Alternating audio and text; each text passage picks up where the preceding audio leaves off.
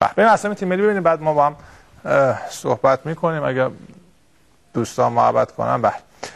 میثم باهو، جواد کاظمیان، علی سامره، مهرزاد معدنچی، محمد نصرتی، ایمان مبعلی، فریدون زندی، ستار زارا، اندرانیک تیموریان، سیاوش اکبرپور، آرش برهانی، پیروز قربانی، خسرو حیدری، حسین کاظمی، پژمان منتظری، وحید طالبلو، احمد آل نعمه، مهدی مهدوی کیا، وحید هاشمیان، فرزاد آشوبی،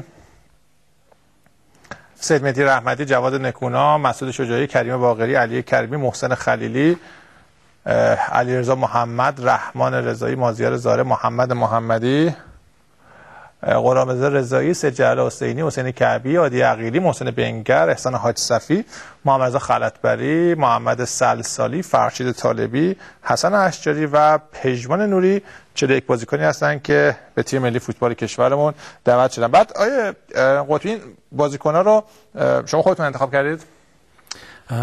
من فکر کنم تنها کسی که الان میتونست انتخاب کنه خودم بودم. منظورم چیه؟ منظورم اینه که خب شما یه مدتی از فوتبال ایران دوباره دور بودید. بله. این مدت آیا بازی لیگ ایران رو شما تعقیب می‌کردید؟ من بعضیشو تعقیب می‌کردم. شناخت خوبی از لیگ برتر داشتم. من خیلی کسا هستن دور و بر فوتبال که تماس گرفتم. من نظر خیلی کسا هم سعی کردم بپرسم.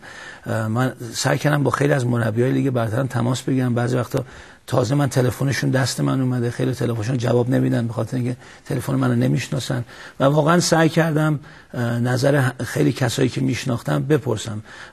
من خیلی از بازیکنایی که تو لیست هستن تجربه ملی دارن، خیلی هاشون تو لیست آقای علی دایی بودن، با تیم ملی کمک کردن و واقعا زمان نیست که ما الان بریم یه بازیکنی که ممکنه خیلی کیفیت داشته باشه و خیلی بتونه کمک کنه، ولی این زمان نیست که به اون بازیکن تست بدیم. ولی شک نکنیم وقتی این تیم سود میکنه به جام جهانی، ما 1 سال داریم که بتونیم بازیکن جدید رو بیاریم توی تیم ملی.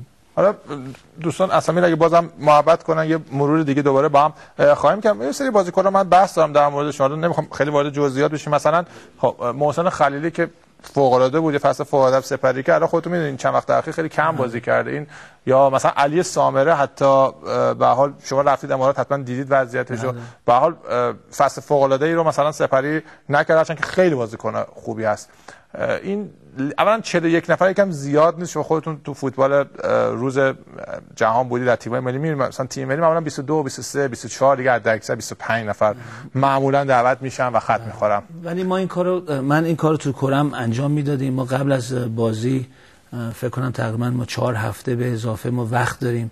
خیلی مسابقات مشکلی هست برای بازیکنای ما، آخر فصل هست، این بازیکن‌ها ممکنه مصدوم بشن و من دوست دارم این 41 بازیکن خودشون حاضر نگه دارن که اگه ما احتیاجشون داشتیم بتونن در خدمت مردم و این 70 میلیون نفر باشن. و من فکر کنم هرچی نزدیکتر میشه این بازی، این لیست کوچکتر خواهد شد. بازیکنایی مثل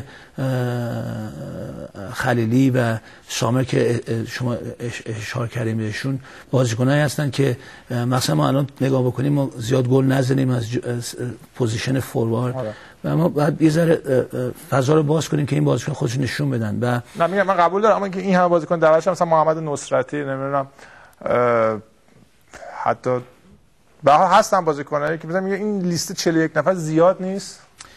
به نظر من نه، به خاطر که الان تو لیگ مثلا امارات چند تا بازی بیشتر مونده، بازیکنای لیگ برتر تو جام حذفی خیلی بازی‌های سخت، جام آسیا بازی سخت هست. من فکر کنم خیلی شانس هست که بازیکن ممکنه مصدوم بشه. این لیست کوچیک‌تر خواهد شد وقتی ما میرسیم نزدیکتر به بازی با کره شمالی.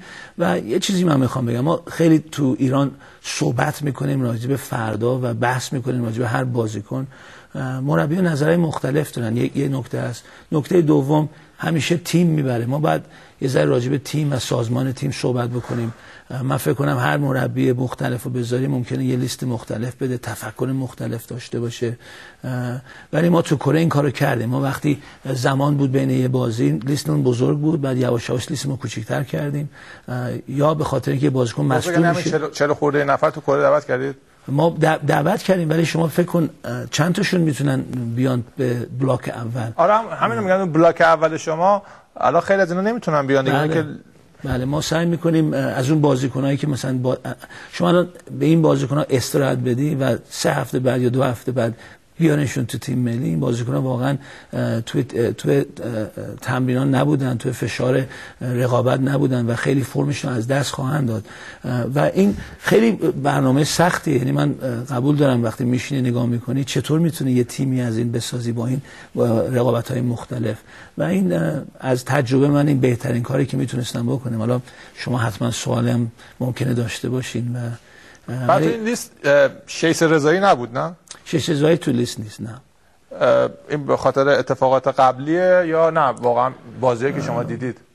من اولا شیس رضایی بازیکن خوبی هست ولی الان به نظر من دنبال بازیکنایی هستن با شخصیت ملی پوشی، بازیکنایی هستن که بدون حاشیه هستن، بازیکنایی هستن که برای تیمشون بازی میکنن و تو پستی که تو سنتر دفاع ما به اندازه کافی بازیکن داریم و تو دفاعهای کنار هم به اندازه کافی بازیکن داریم که تجربه بیشتر تو ملی پوش دارن.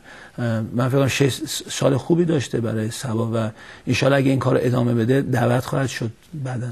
من تو نیکبخت اخیراً خوب نبوده خیلی، اما اونم یعنی اگر نیکبخت آماده باشه احتمال داره یا در همین داستان شیس قرار میگیره.